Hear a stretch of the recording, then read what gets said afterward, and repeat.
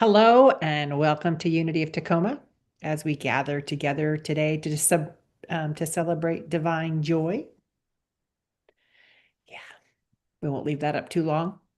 I am grateful that you are here with us right now. And as we prepare for the gift of Christmas joy on this fourth Sunday of Advent, let us be open to the experience of joy.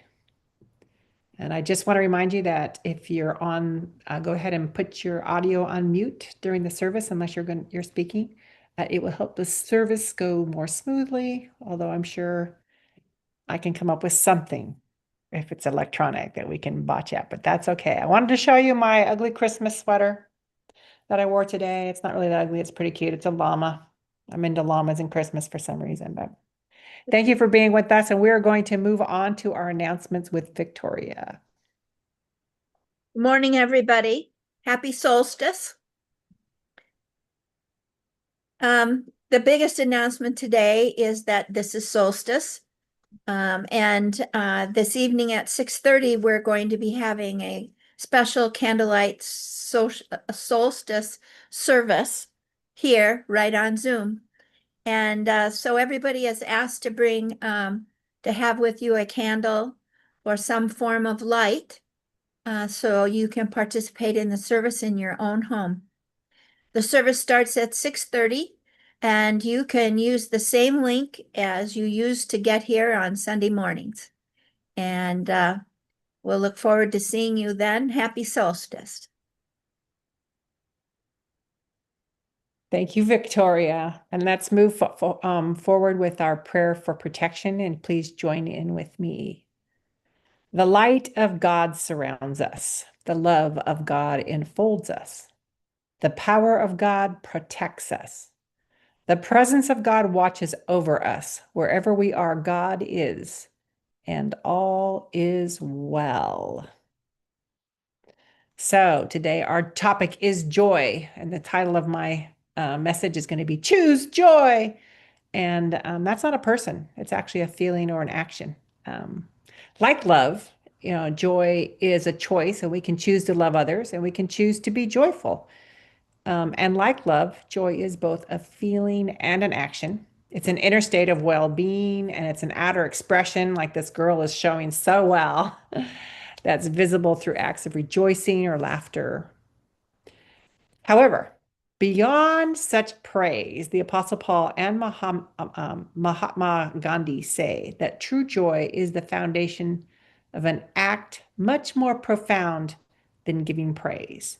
So to begin our journey on more on joy, let's turn to some sacred and inspirational readings. So this came from the With Love at Christmas, the Unity Advent devotional. Um, Joy, after all, is not dependent on circumstances. It's a spiritual practice, a choice to embrace light even in the darkest and coldest times. Christmas reminds us that love is ever present and that abundance is found in connection, in laughter, and in being present with those we love.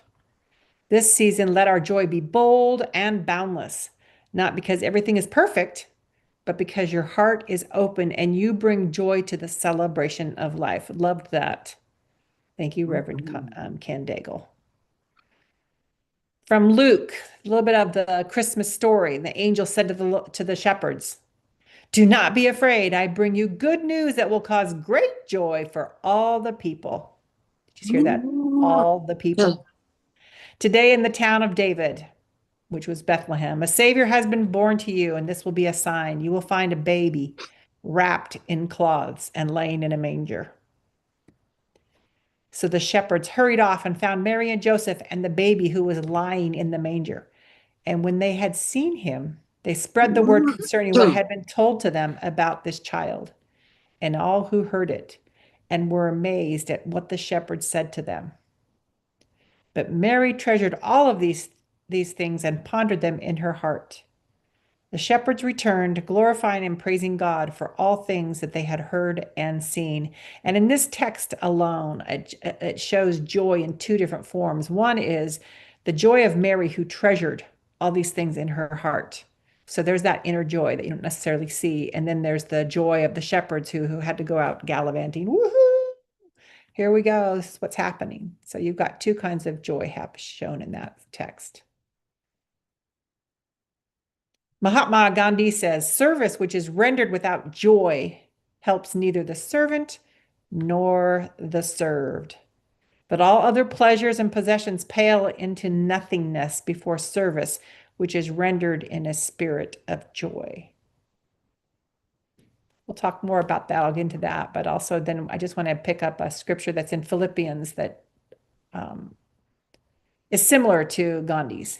In your relationship with one another, have the same mindset as Christ Jesus, who being in a very nature God, did not consider equality with God something to be used to his own advantage, but rather he made himself nothing by taking the very nature of a servant, being made in human likeness.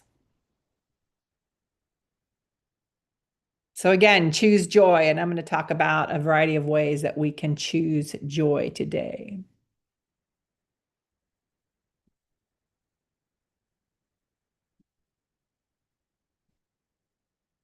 I'm doing a couple little changes here.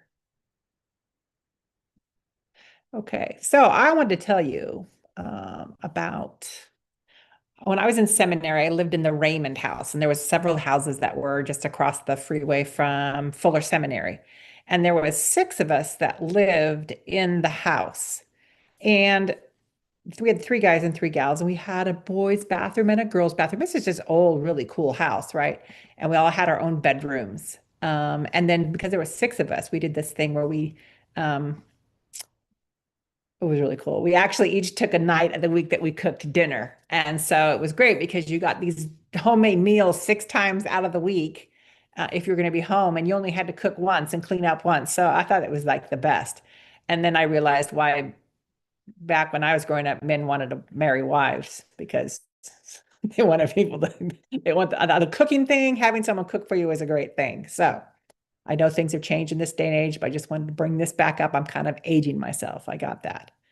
Well, but what's cool is I was dating this guy, and so I invited him to the house for dinner. And so it wasn't my night to cook, it was someone else's. So I got permission.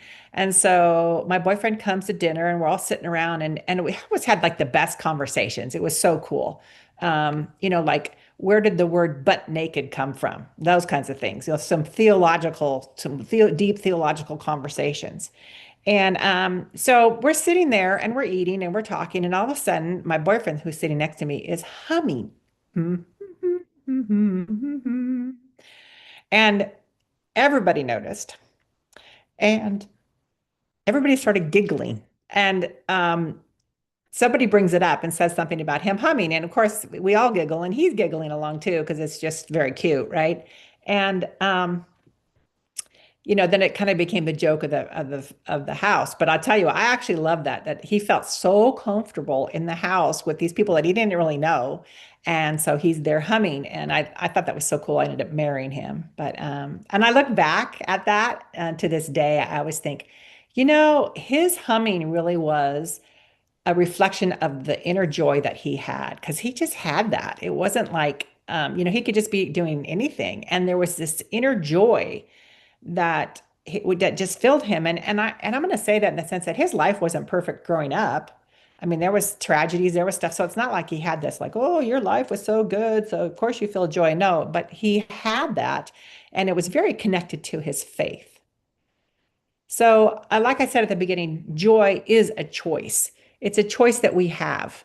And so, in terms of, I want to talk about three ways that we can choose joy. And the first one is practicing gratitude, which is not a new one, but I want to look at it a little differently, maybe. Second one is practicing differentiation. Yeah, say that word three times fast. Differentiation. There you go. And the third one is practicing service. So if I look at practicing gratitude, really the key to practicing gratitude is the key to changing both your perspective and your experience. Now, this is nothing new to you at Unity of Tacoma or the Unity tradition, right? So many of us know that the practice of gratitude is a practice of joy that enables us to feel joy. We practice it. Gratitude is we're practicing it, and it enables us to feel joy. Um, so I'm not going to spend a lot of time here, but I do want to say that it's such a powerful practice, and it can have such an impact on our lives. But I just want to point out three things that it does. No, I'm sorry. I limited it to two because they're so good. Okay. But and one of them is that it transforms experiences. Hi, I'm Alfredo, like the sauce. I want to share my example for this. Okay. Well, remember, Cindy, when we were talking and you were going to have that dinner party? Well, that dinner, yeah. Yeah, well, it could be a party. Well, yeah, but it was only like a few people coming over, and I didn't really have, much. I was just making some spaghetti. I didn't even have meat for meatballs. Well, you could turn that into a feast. Well, how can I do that? Well, put out different dishes. Like you mean like some of my blue ones and some of my green ones? Yeah, it makes it more festive. Maybe put out different glasses too. So it makes it look like you mean to be different. Oh, I could see that. And you could put out little bows. Put out bows. I don't have any ribbon. Yeah, but let me think. You do have fleece material. You could cut out little bows and tie them and put them around the silverware. So, because I don't really have money to buy stuff like that. Right. So you can make stuff with what you have. Okay, so I can make the settings more festive.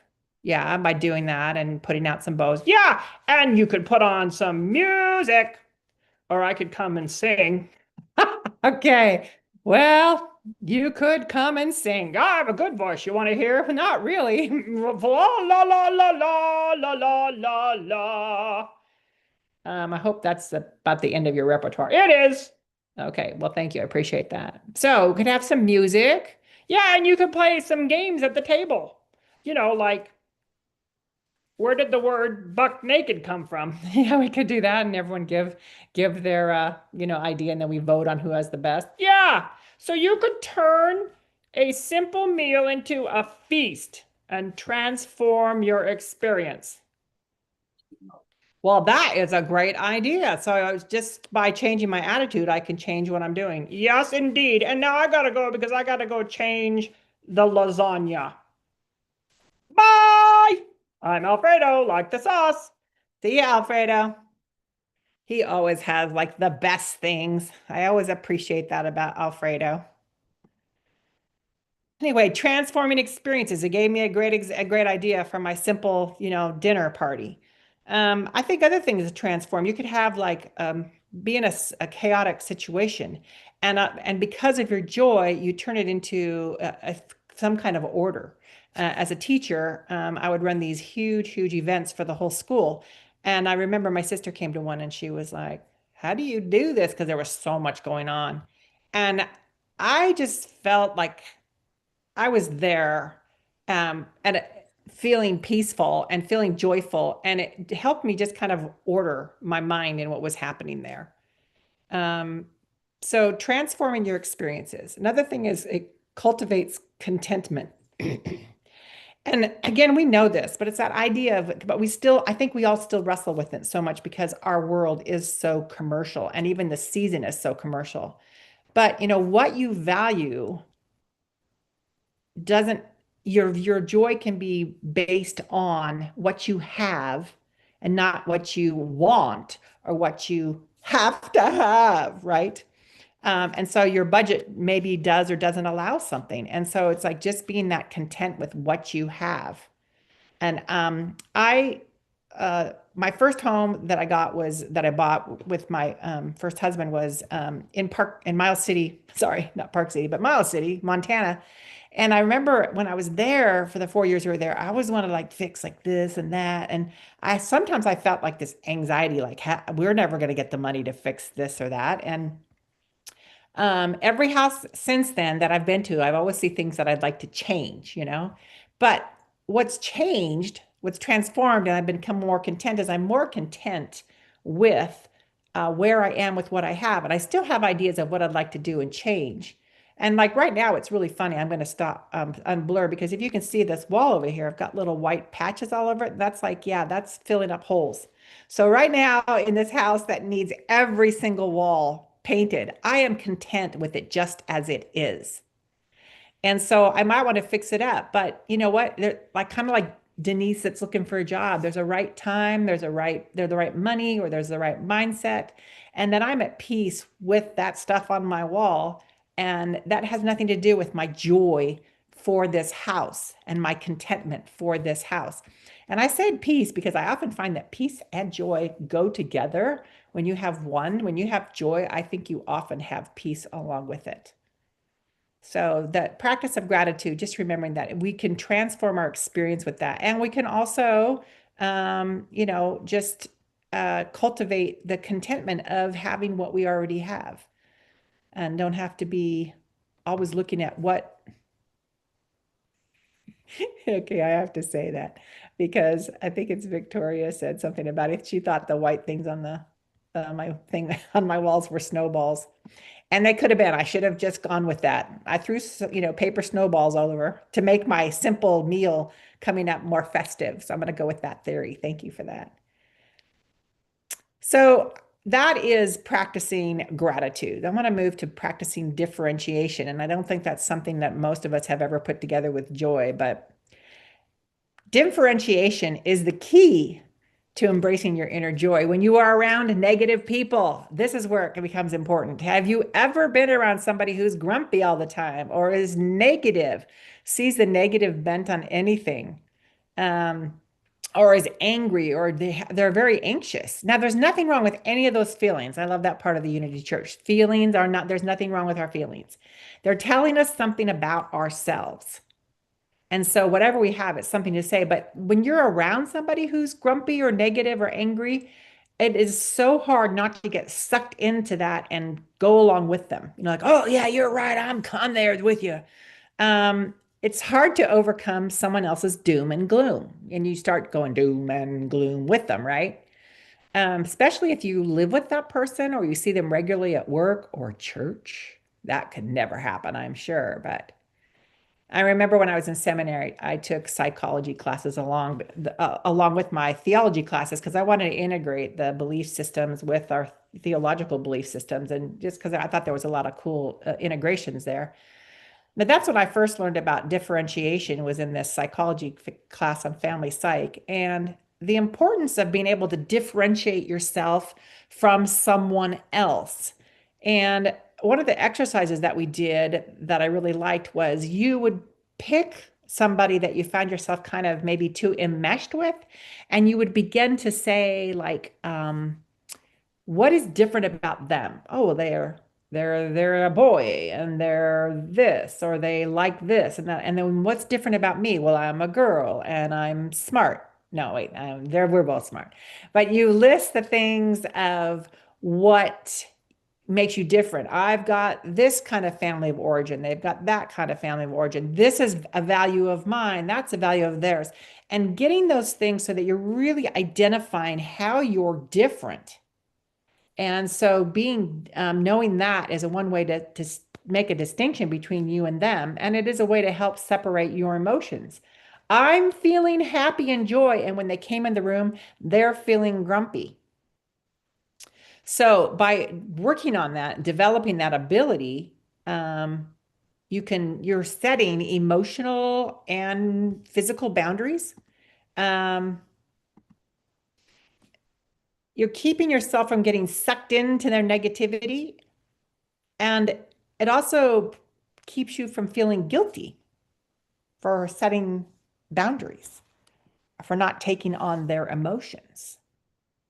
So the thing is, I could be emotionally close without merging identities. And so I'm not saying I'm ignoring the person. I can listen and I can accept, I can be present, but I'm not taking on their stuff.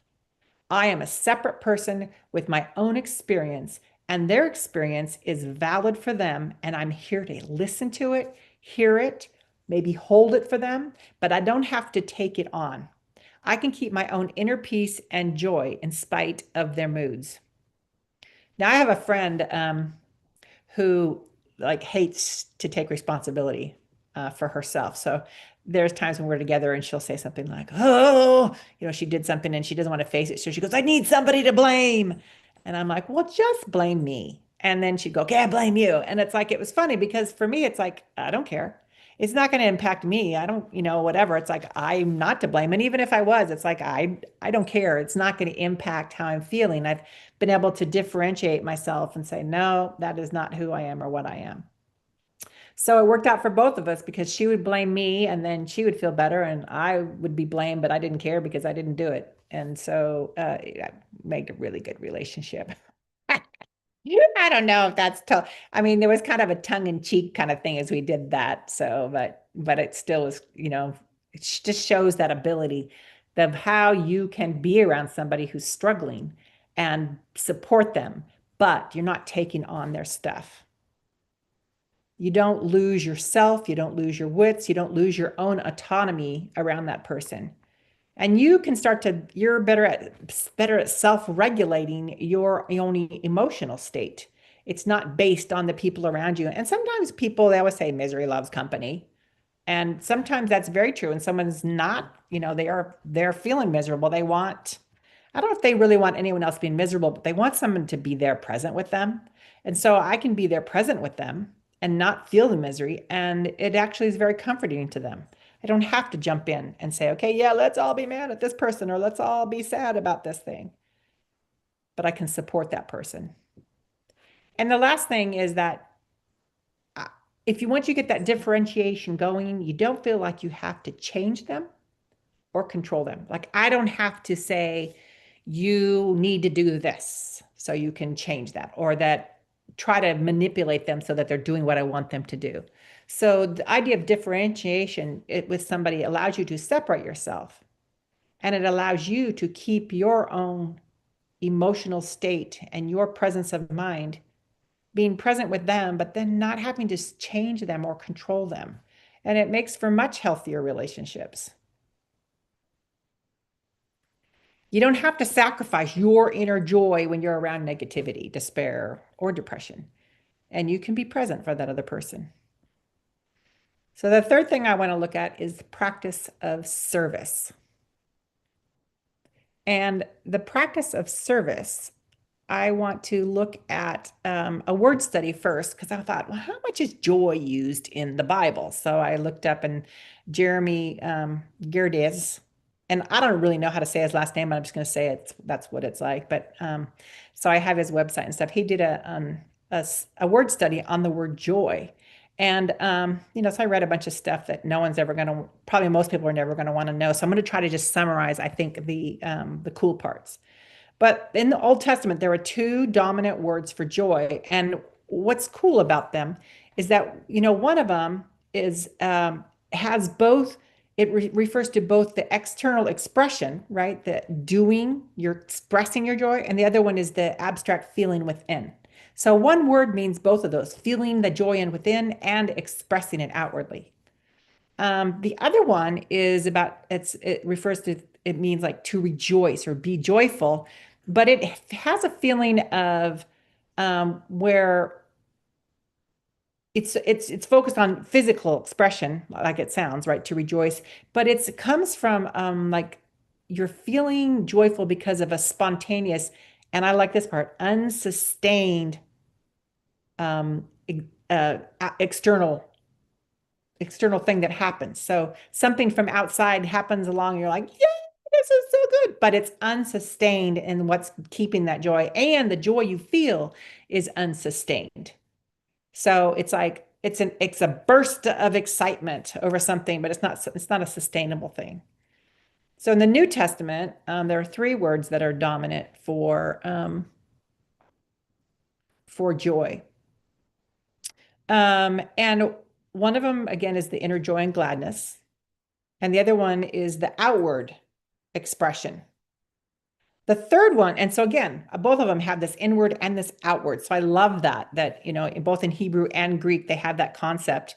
And we have that concept in English as well, but the concept of both the inner joy and the expression of joy, of to rejoice. So the third one that's in the New Testament that I thought was really interesting is this one that it means it's translated joy or gladness, but it refers to joy related to life experiences and especially negative ones. You know, it notes that experience of the sorrow, of the sadness that a person feels, prepares them for a larger capacity to love and a larger capacity to feel joy. So you think about how joyful a person can be. Sometimes those are the people that can feel really the real big depth of sorrow as well. So this thing of being joyful, gladness is this, it's an out of something negative that you can experience and grow your depth of joy. Let me pull back up. I'm going to share my slide with you. So just give me a second.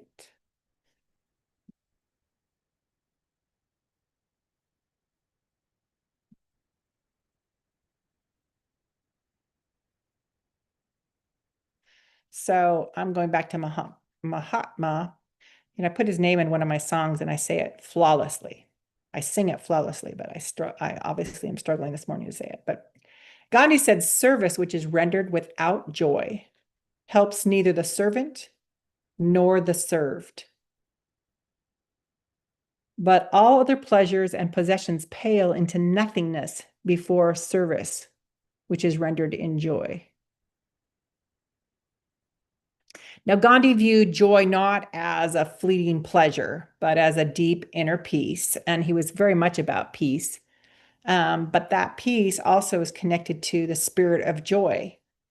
And you can have that joy when you do a couple things. So one is that harmonizing your thoughts, words, and actions. So it's bringing everything of within you together. So there's times maybe we have certain thoughts, but then we say something, it doesn't really harmonize. It's not really, it doesn't coincide with our thoughts and actions. So bringing that together, and I tell you, that is something that could take work. But the joy that you can feel from bringing everything the way you think and what you do, bringing that together can bring a deep inner peace. And again, to me, peace and joy are often very connected. So embracing life's challenges with cheerfulness. I think this is definitely a topic that Unity talks on a lot. And we know that it's not like, oh, great, this bad thing happened. But no, it's like, no, I can embrace it. And I can meet what happened with a joyful state or a cheerful state, knowing that I can be present or I can maybe help out. Somehow I can still carry that joy within that is joyful for who I am, what I have. And because of that, I can be there for somebody that's having a bad experience, or that I can move forward with my own bad experience. Joy is found when you cultivate truth and nonviolence. And that, we know that's a big series of Gandhi's. And the last two are the ones I want to focus on: serving others and making inner alignment and selfless action, the true sources of lasting joy and happiness. So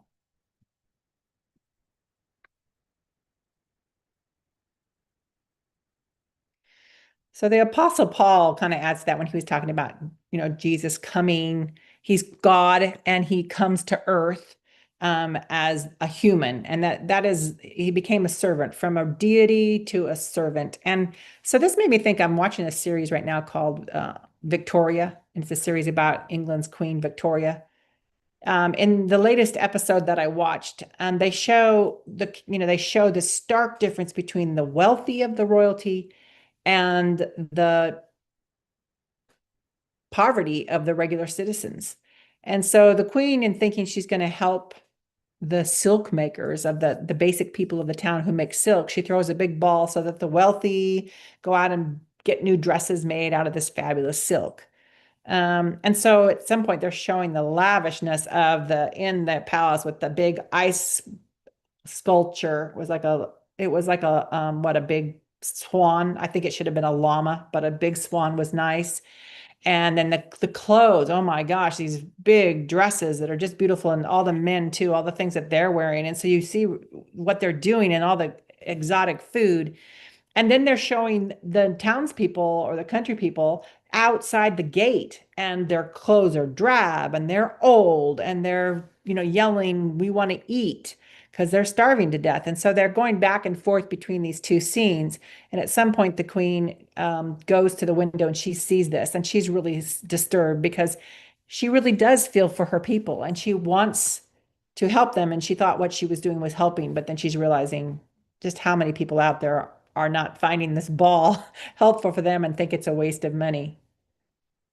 So with that, I go, just this story of Jesus, who, if being seen as deity, gives that up to become, a child, a human, is putting himself in a servant's position. And so even like if I look at the Victoria, would she or anyone in her palace go, you give this up and go out and be an ordinary person so you can do good in the world? And I don't think anyone would be jumping at that. But I like that concept, that the idea of Christmas, this gift is God with us, and that God with us enables us to be servants of one another. And the idea that with joy, we are more capable of serving others, um,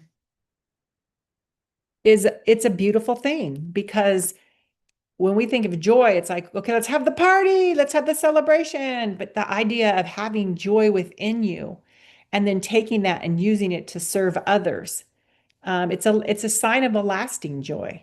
And who wants someone to help you out and be grumpy? I gotta fix this thing and do this thing. And we're like, yeah, okay, right. Can you just go? Right. So the idea of being joyful in what you do, it really does grow more joy. It produces more joy. And an example is when I worked at this, I'm going to close with this example, is that when I worked at this high school in Burien, the kids were a lot of the kids didn't have a lot. I mean, we gave out free lunch and free breakfast to our students in our district. And so there's a lot of, and then we sent home backpacks on the weekends because these kids didn't have enough to eat. And yet, we were members of the White Center Key Club, Kiwanis, and the kids would meet, and I took the club over at the campus, and one of the things that we did was take students to the food bank and help serving once a month. And the kids were like, I don't know, but they get there and all of a sudden, oh my gosh, the joy on their faces. They had so much fun standing behind the counter and putting the dry beans or the rice or, whatever on the counter. And then also the people that came by got to pick stuff on the shelves. So they turn around and make sure that they got the thing that they wanted on the shelves and stuff. And we started with maybe 2 or 3 students coming, but pretty soon there I would be 6 to 8 students that I would be bringing. And they were having so much fun. And here they are serving at a food bank that they actually could benefit from themselves. And the joy that they felt by serving is, again, an example of, by doing service with an open heart, it multiplies our joy. And so I would have more and more students that wanted to come. I look back at some of my pictures and I go, well, that kid's in jail now. Or, that person unfortunately is dead. And because their lives were hard, you know. But here it was beautiful that they got to show me that through service, helping where maybe they could have helped themselves, they found joy and they spread it amongst each other. So when we chase wealth, we may or may not find joy. But I think if we chase servanthood, we will always find joy when we're open to it. So with that, I just finished another video, which is so exciting because I figured out how to make videos. So I'm so excited about this. But the reason this is really cool is because the video I just finished um, is a perfect song. Like if I was going to sing for you, I would sing this song, but it's nice. So I want to slideshow it, this video called Let It Roll. And it really is about, like, the chorus is this thing about just letting things roll off your back so that you're not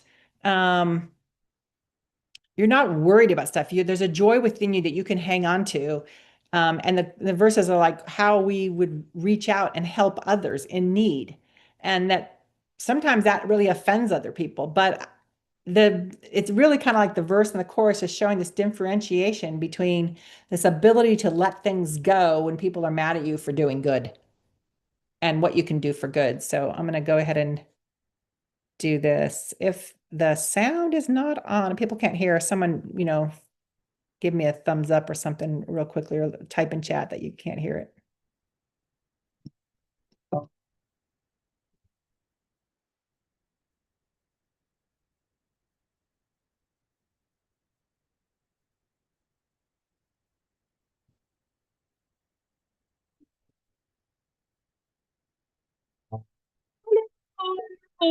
Let it roll, let it roll. From my mind, off my back, through my hands like a red hot coal. Here's how they said, I might drop revenge. Let it roll, let it roll, let it roll, let it. Oops. Sorry.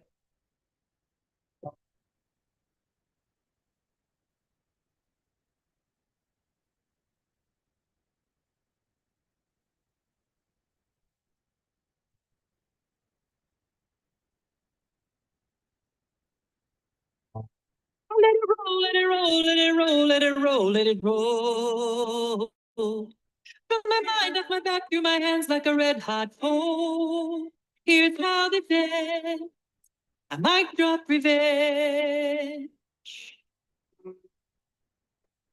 Let it roll, let it roll, let it roll, let it roll, let it roll. Mind up my back, through my hands like a red hot coal. Here's how they said, might drop revenge. I'll dabble left and right with the love I remember. But I'm not backing down when things get tough, you see. 'Cause I will cover up my hair for Muslim women everywhere. Bravely fly a rainbow flag, a Black Lives Matter with hashtag. And if someone throws insults straight at me, I let it roll, let it roll, let it roll, let it roll, let it roll. From my mind up my back to my hands like a red hot coal. Here's how this ends. I might drop revenge. I support the EPA because the river can't say help me. I buy local goods because it serves our economy. And I will separate my trash, garbage from tin and glass, and extract my weeds by hand. Turn the heat down when I can. And if someone stops by and laugh at me, I let it roll, let it roll, let it roll, let it roll, let it roll. Wind up my back through my hands like a red hot coal. Here's how they did. My drops revenge.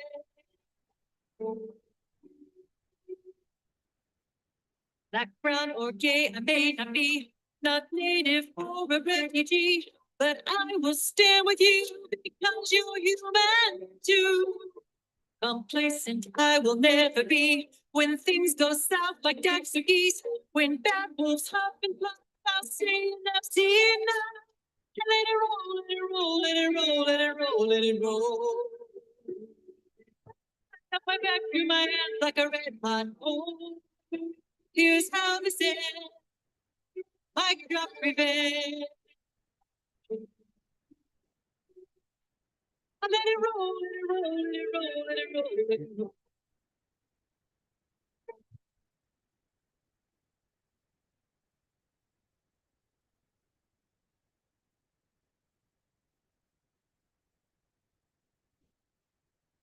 Let it roll.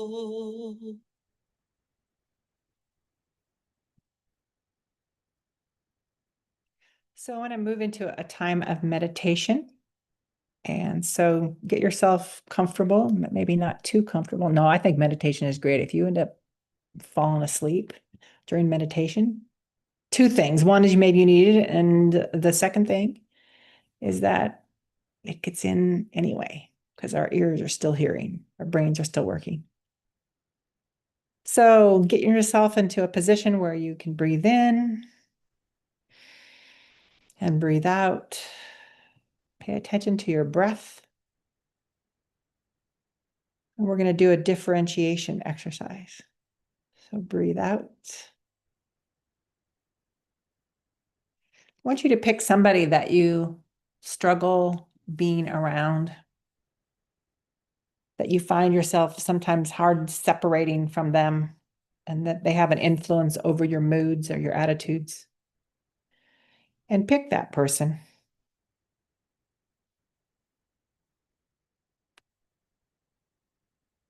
And you're going to, first thing I want you to do is think about, like, how are you different from them? And how are they different from you? So start with yourself. How are you different from them?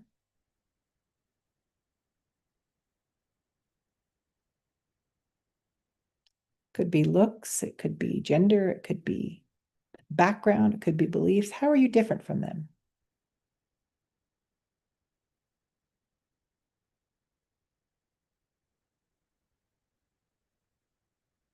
And how are they different from you?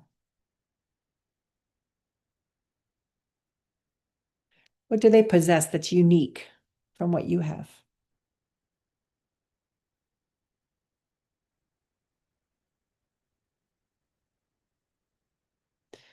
Well, think about, what do you want for yourself in that relationship? What is it that you want? What kind of a relationship do you want?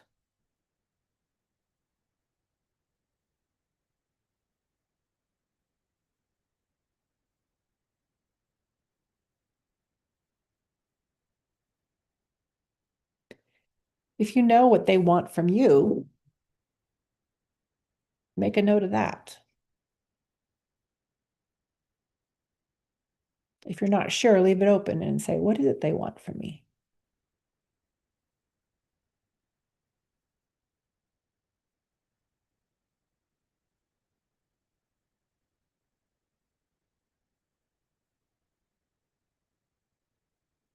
I want you to see yourself entwined together. You've got like some kind of twine or whatever that's wraps around you, goes around and around and around, and entwines you and keeps you together, hold you in a kind of in a place of bondage in that relationship.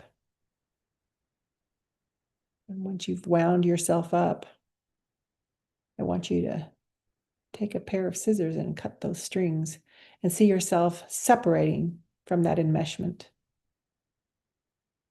Cutting the strings and watching them fall to the ground. Make sure you get every single last one of them so you can actually step away.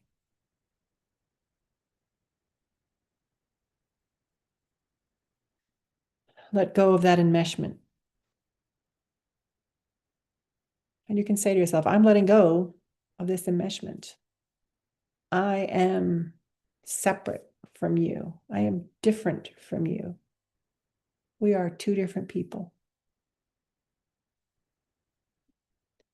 And as you let go of that enmeshment, I also want you to say, I let go of control. I don't need to control this person. I don't need to tell them what to do. And I don't need to control them.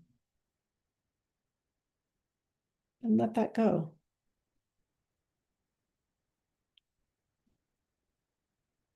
Extend your hands out if you want and say, just release it, that it floats away from your hands.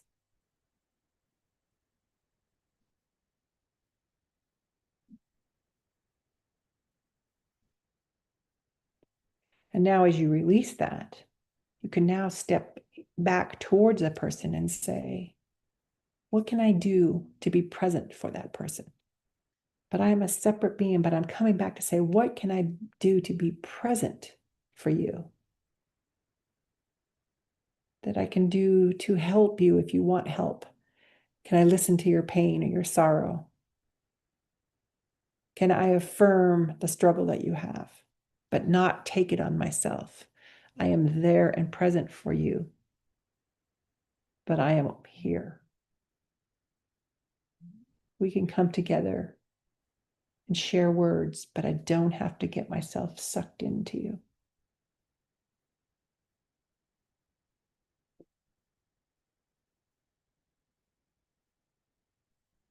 Now, that's a lot that I just gave you to do. You can go back anytime and redo this thing.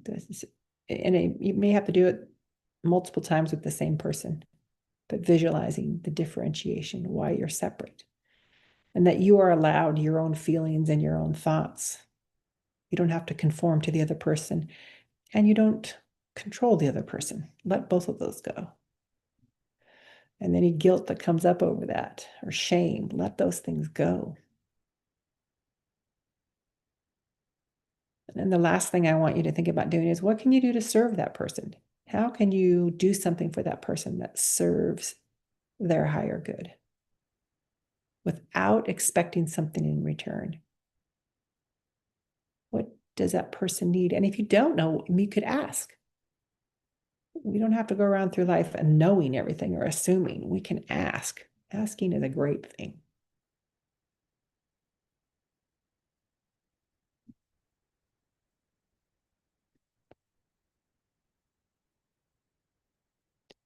And when you've come to a spot where you are done the work for right now, go ahead and come back to the present.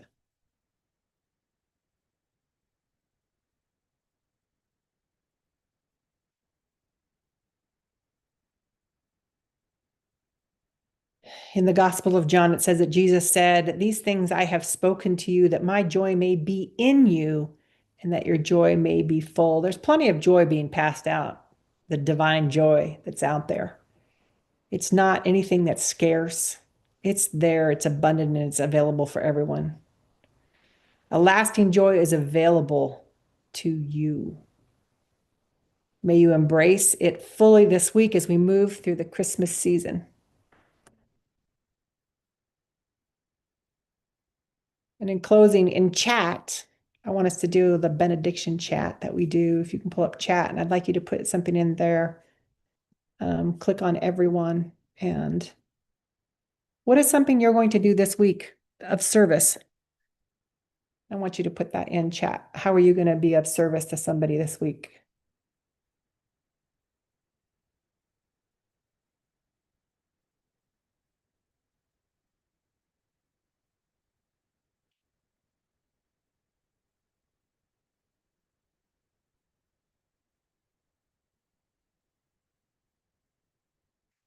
Thank you, Debbie.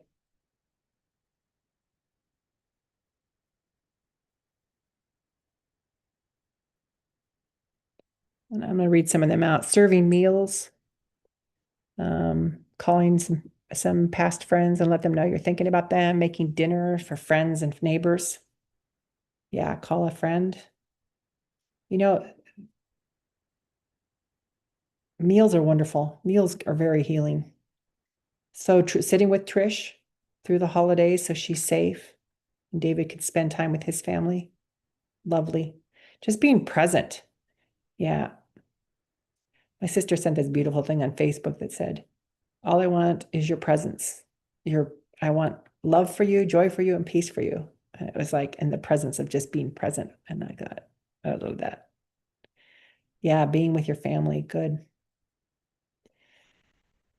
And with that said, let's say amen. And so it is. Go forth and serve. Be joyful.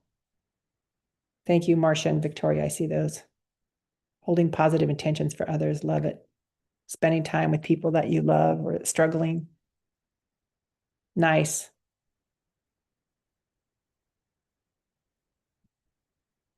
So that is the end of our service for today. Thank you to all of you who participated.